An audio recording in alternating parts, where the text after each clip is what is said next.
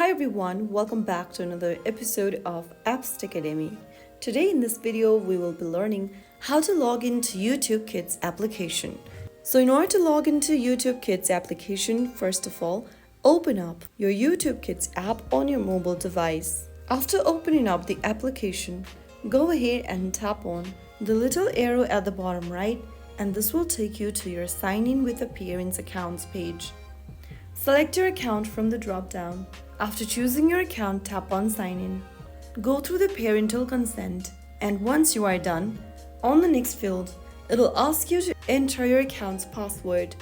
Sign in with your Google account's password and email, and tap on Confirm. Now, after entering your password, you will then be taken to the next page.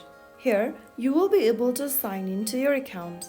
That is how you easily log into YouTube Kids application. If you found the video helpful, don't forget to like, share and subscribe the channel for more YouTube Kids tutorial. I'll see you in the next episode. Thank you for watching.